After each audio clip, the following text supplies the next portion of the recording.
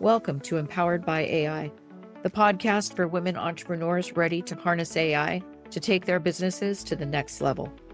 I'm your host, Michelle Muncy-Silva, founder of Innovative AI Studios. You may have left corporate life to start this entrepreneurial journey, but you don't have to go it alone. Here, you'll find a supportive community of like-minded women and an invaluable thought partner each week, as my guests and I share actionable insights you can use right away. So let's dive in together. We are. All right. Pallavi, I would love to have you introduce yourself to everyone, and then we're going to dive right in. Are you ready to share? Amazing. And thank you so much for having me on. And so thrilled. Yeah, so my name is Pallavi Sharma, and I launched with Omni AI marketing about a year ago. And really, my goal with this is to show how you can basically collapse the marketing department. I find AI, especially generative AI, to be so powerful that I did a test with it. My background is as a marketing executive at companies small, medium, large. I used to manage the GE brand globally when it was the largest brand at one point. And more recently, I was SVP Global Marketing at a corporate company, a global company. And when Gen AI came around, my mind was just blown. And I left and I did a test where I said, can I create a company using AI? And I built my brand with AI in a matter of weeks. I was stunned because as a marketing exec, I had done it for many years the old way with large teams and budgets and agencies. And now I just had custom GPTs doing every single thing. And so my feeling was if I could do this and sign clients within a couple of weeks, I could help other people, especially women and people of color who don't get as much funding, scale their businesses. And so that's where I'm at. I'm launching my own podcast called Your AI CMO. So I look forward to having you as a guest on that. And that's where we're going to really explore how AI is really collapsing these departments and functions. And then there's the dark side. What are the humans going to do about this? So that's not lost upon me. That issue. So that's where I've been working on. Yeah, it's a sticky situation, right? It's that great democratizer where, as you pointed out, people that normally were left out of certain experiences because of funding or lack of funding are now at the table. But there are a lot of people who were doing that work that are concerned. So I understand it's a really complicated situation. But in one of your recent posts, you wrote that you don't feel that using AI is the same as being AI ready. So I'm curious, what does that AI ready term actually mean to you? And how can business owners that are maybe these solopreneurs that are starting out, how can they start closing that gap? The difficult challenge with AI adoption is that obviously anybody that's exposed and willing can go onto these LLMs and be blown away because you type something in, you get an amazing response. That's all great. But what we really need to do is have a mind shift and question everything we're doing and see if there is a way to use AI or automation to do those things. Because one of the things that I feel that we're not realizing is that whole story about the frog in boiling water. If you put a frog in cold water, turn up the heat, it boils, the dad doesn't realize what happened. I feel like humans have been going through the same thing. I don't know about you, but I found myself doing a lot of mundane tactical work, no matter what level in the organization I'm at. And it's almost become something that we become used to. We become used to doing menial types of activities, even if they're digital. And that's where AI and automations can really free us up so we can be freed up for thinking and strategizing and connecting with other humans, meeting face to face, all of those things that have been shrunk, in my opinion. And so that's what I mean about being AI ready. And so sure, you can use AI, but are you really using AI? And that requires you to really step back and question, I just did A, B, and C. Could AI or an automation have done that? And if the answer is yes, you got to stop and take some time to make it happen. And that stopping and making it happen is the challenge when you got to run a business. And you have touched on something that's super important to me because I think a lot of us are coming to this with corporate or industry history, right? Yourself included. You come with this already set idea of the way things get done. And there are habits that we have. I call it that corporate residue. It's still sitting on us, right? We're Yeah. still performing our roles in that same way. And so, one of your really great takeaways, because I've been following you on LinkedIn and I've been reading some of your posts, it's like you said that your domain specificity is your moat, right? And Mhm. that's such a unique way to look at that. So, I feel like it's this double edged sword, right? I have my experience, I have my domain, I have my area. But with that comes all this corporate residue that I'm having a really hard time getting rid of. So, how do founders turn their niche, their knowledge, their experience into AI powered value? Yeah.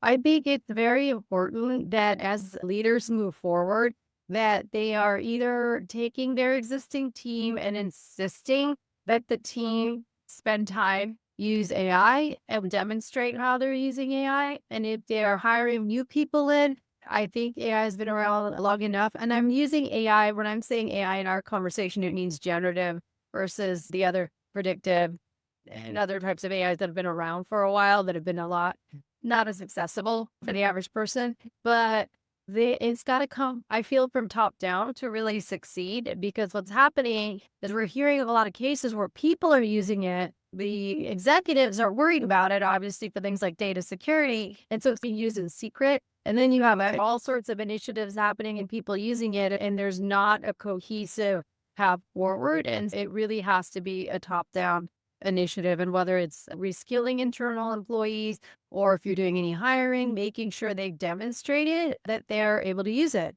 I've had a number of webinars speaking with leaders about this topic, which is what are the skill sets we want to be looking for in new employees, and growth mindset and the ability to tinker and learn and be a student has never been more important. So that's what we advise other leaders is when you're hiring, make sure it's not that same old bullet point list. Like at the top of the list should be the ability to demonstrate curiosity and experimentation. And then obviously I'm biased because I started with Omni thinking, don't, it's too much. It's like drinking from a fire hose. So you have a business to run. So there are those of us who are specializing in AI's impact in our area. Hire us. It's not a blatant pitch. I'm just being very logical in that there are people immersing themselves that can help you go faster. So go seek them out instead of trying to learn it all from scratch internally. Yeah, That to me doesn't make sense.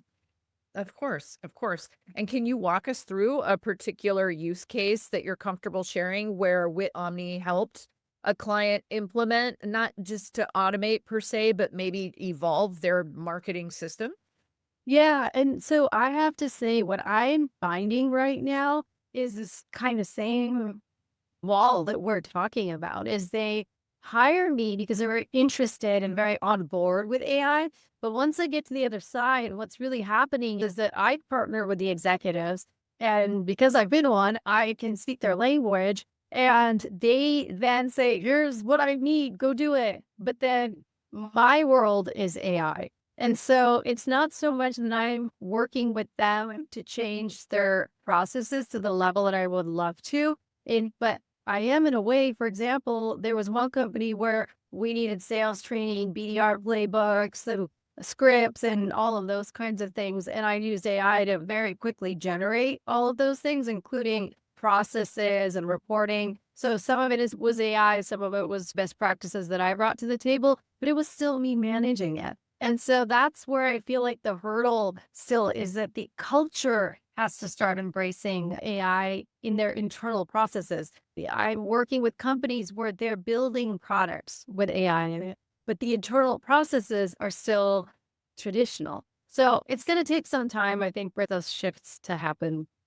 Do you think there's a common misconception that they're holding on to where they think they're already using AI, but there's something missing? What is that misconception, you think? I think the issue is the reality of the pace and demand of business.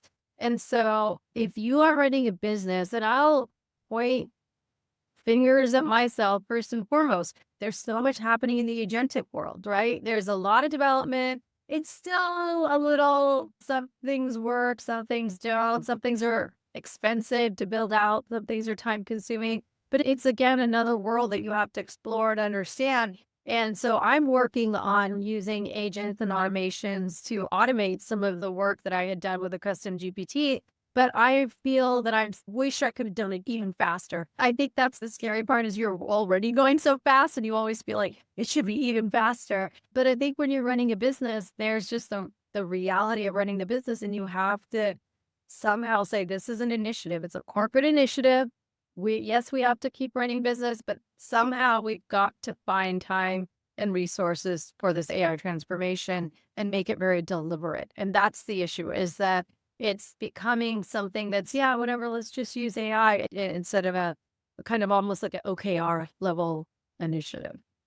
Because it takes time to learn. You have to slow down for a second to do it. And which Mhm. means nobody wants to slow down. They want to keep going.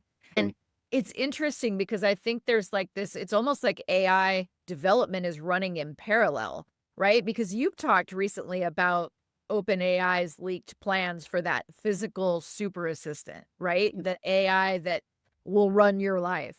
And that's exciting. But just like these businesses, it's, oh my God, how do we even remotely slow down to absorb that? So, how do entrepreneurs prepare for that future without getting lost in all of this hype and overwhelm? Yeah, there are companies that are doing a great job of this. Gamma, I feel Gamma.app is a poster child. We had their head of marketing on a webinar some weeks ago to talk about what they did. And basically they hit 50 million users in with fewer than 28 people. That's insane. 50 million users. And they've got this really innovative AI platform that's basically think of Canva and PowerPoint mixed together and a website builder, but you use AI. And so you tell AI what you need and it spits out a PowerPoint, spits out a website.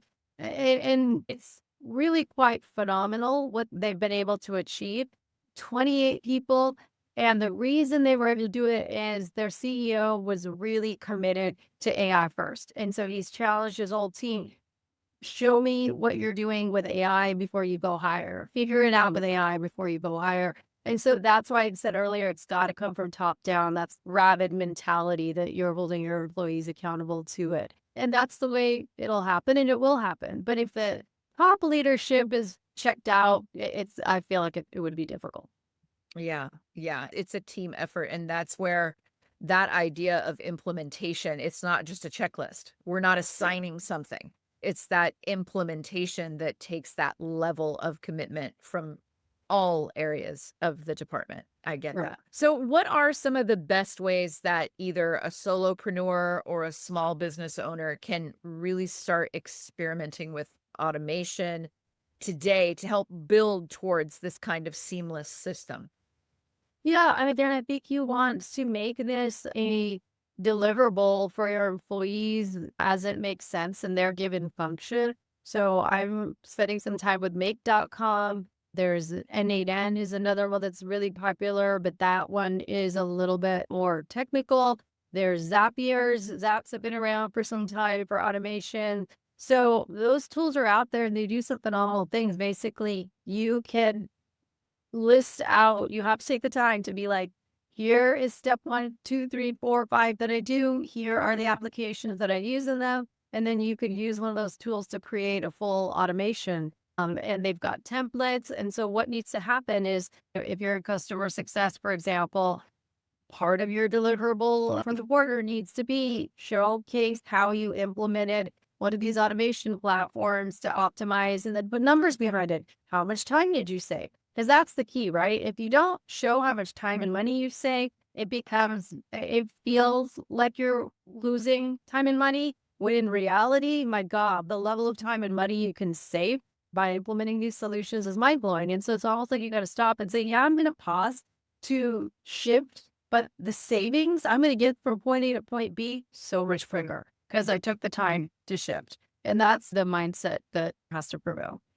Yeah. And I think even for really small business or for a solopreneur, half of that battle is getting what you do out of your own head because those SOPs are something that you maybe never had to say out loud or you never had to document. And so just getting that, I think sometimes is part of the battle. Have you experienced that or are you working with larger institutions where that's already Yeah. spelled out?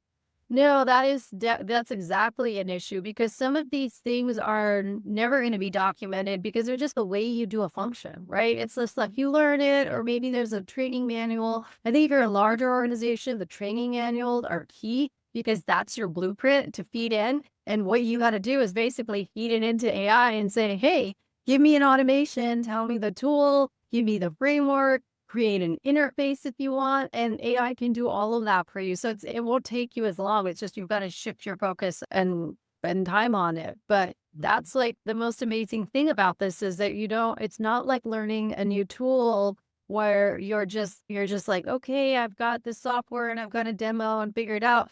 Yes, great, you got to do that. But you have this AI that will spell out all the steps that you got to take. And then there's faster paths. If you want to build it yourself, I recommend right now building yourself as much as you can to get to know these things because they're really super powerful. And when you get your hands dirty, you'll be able to reveal amazing things. So that's my advice. I don't care what level you are, get your hands dirty with this stuff. But you could always hire somebody from Upwork or whatever to build these automations as well down the line. But like I said, you should first understand what these tools do. Do you think that there's a shift in mindset that has to be unlocked for people to take advantage of this?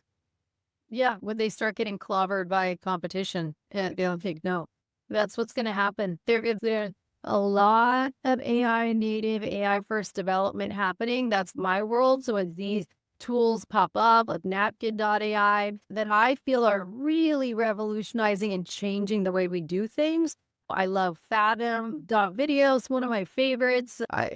For note AI note taking, it's just been a game changer. And so when there are companies that are utilizing these types of technologies through and they're winning, then these other companies are going to definitely take note. And I feel like that's what's gonna happen. It's very difficult. It's a basic MBA 101. If you're a larger company, you're a larger ship. It takes more to turn that ship. And that's where the small boats can win. And that's exactly what we're seeing play out right now. And I'm going to do a couple of lightning round questions with you. I want to start off with what's your favorite underrated AI tool right now? I just mentioned Napkin, and that was one of the tools that when I first started on this endeavor, I found that tool and I reached out to the CEO. And that was at the same last name as me. His name's Pallavi Sharma. And I just reached out to him and I was like commenting because he was doing a bit of building in public. And we had a conversation. We had this wonderful conversation. He got on the phone with me and we just talked philosophically about the shift that was happening. And so that was such an amazing experience for me that these CEOs that are doing some revolutionary things are now building in public. So this is where the human comes in. Increasingly, you're probably seeing on LinkedIn CEOs that are posting, they're putting their own videos on there, they're returning the comments on their own. It's not like some assistant that's doing it. You can tell by the answers that it is them responding. And so that's where the human element is coming back in. And that's where the humans should be focused is interacting, in my opinion, with other humans and ideating. So I definitely recommend that as a tool to check out if you haven't. It's a visualization tool. So you put some text in and it will create these phenomenal visualizations. Love it. Love it. What is a book or a thought leader that has completely shaped your AI lens? This is a really interesting question. What I'm reading right now is Mastery by Robert Greene, and that's not an AI specific book. And the reason I bring it up is because as I embarked on this journey, and I mentioned I wanted to become a student of AI again, and I love Robert Greene's books, and Mastery talks about the importance of mastering something. And I really look to that for inspiration of other leaders in history and how they have really become those leaders by diving deep into whatever technology or whatever area that they were interested in. And that thing has really helped keep, parents say, don't lose focus, keep going deeper. Keep as deep as you are, you can keep going deeper. So I know that's not an AI book, but that's the one that's been my go-to. My learning of AI, honestly, I am using LinkedIn like I've never used it before. There are people on there that are posting constantly about AI, how they're using the tools, and then they call themselves creators. So I highly recommend people to just start looking for some of these people and following them and seeing what they can find. I agree. There is a huge bubble in LinkedIn of AI users and AI thought leaders, I would say. Yes. Yeah. And they're just sharing. It's just they're just sharing information left and right. And that's why I say it's there with the AI journey. Interestingly enough, it hasn't been any one person. It's been all these creators that are constantly sharing prompts and tech and how to do things. And yeah, it's incredible. All right. Final question. I'm going to double question you with this one. What is one marketing habit that you think AI will completely replace? And what's one marketing habit you hope it never does? As far as the marketing habits that it will replace, I have about 30 custom GPTs for every step of marketing. I don't think there's any step that it won't touch. It will touch all of them. But the place that I think it's going to take some time to replace is the human element, as I mentioned. I know there are tools like Hey Jad, there's 11 Labs. So there is this push towards basically you and I creating an avatar. And the avatar is having a podcast the way they do a Notebook LM. If your listeners haven't checked out Notebook LM by Google, another mind-blowing tool, super underrated in my opinion, but there is a feature in there where there's two podcasters that have a conversation about a topic, and you can insert yourself into the podcast and talk. Is that amazing? Yes, I geek out with that so frequently. Love it. Yeah. So what I'm noticing is if you spend time on Instagram, there's some amazing creativity that obviously is not AI generated. And there's people showing the reality of what it means to be human. And that is not going to be replaced. And what I'm feeling is that AI has got to enable us to be more human again. It's like we're women. We have children. We go through menopause. We go through all sorts of life changes. And we've been brainwashed to thinking we have to work in a system that was designed for married men who have a wife at home to take care of everything. And that's not going to work for us. So I think increasingly I'd like to see a more humanization of the corporate workplace as robots take over. I love it. I love it. And so what's next for you? What's next for Wit Omni? How do you hope your work is going to continue to shape the future of AI in marketing? Yeah, I'm so thrilled with what I'm able to do with Omni because I'm able to do like the work part with my clients. But as part of it, as I mentioned, I've launched Your AI CMO. And so I'm able to talk to these amazing leaders. I have a webinar series going. So again, we dive deep into certain topics with them. I'm actually working on an AI transformation book with a leader. She was a chief AI officer at a very large publicly traded company. So I'm very excited to be working on that book and bring it out. And then I'm also working on a creative writing book that was actually started by my daughter. She started this book as a project in 6th grade. She wrote 150 pages. And I'm actually using AI to edit it, and we're building all the book, but it's this amazing project and it's super creative and it touches on a lot of the themes we just talked about. It's like, where's the role of the human? What's going to happen in terms of the ethics of some of the things that we're seeing of the oligarchy and the tech bros taking over,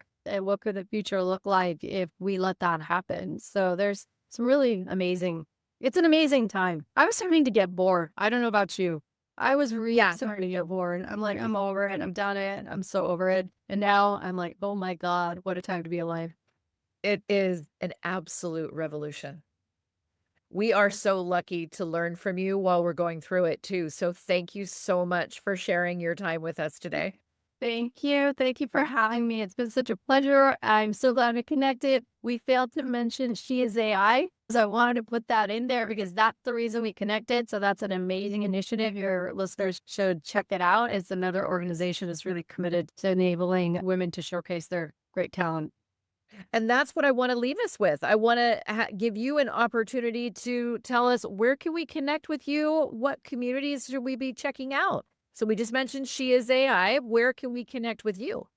Yeah, I would say the best thing to do with me is follow me on LinkedIn. I'm posting pretty regularly. Would love to hear your thoughts. I encourage people to comment on LinkedIn. Not everybody's comfortable, especially if you have that corporate mindset and you don't use it that much. But there's some vibrant conversations. So I really encourage you to get to know people through the communities that are interacting with me, because they will lead you to some really interesting community, such as Women in AI. They were Women in AI, now they're Women X AI. That's a vibrant community around women who are really interested in AI and building with it. So that would be the number one place. Check out witomni.com. That's my business site. And if you're growing a business, happy to have a conversation with you. Those would be the two key places right now. And then check out Your AI CMO podcast on all platforms. I love it. All right. We are going to connect and send people that way. Thank you again for sharing your time with us. Thank you. It was such a pleasure to speak with you today. Thank you for tuning in to Empowered by AI. If today's episode sparked ideas, don't wait. Follow the link in the show notes to visit innovativeaistudio.com and download your free resource, created to help you put today's insights into practice. Be sure to subscribe so you don't miss out on future episodes packed with more tips, tools, and inspiring stories. Until next time, stay empowered and keep innovating.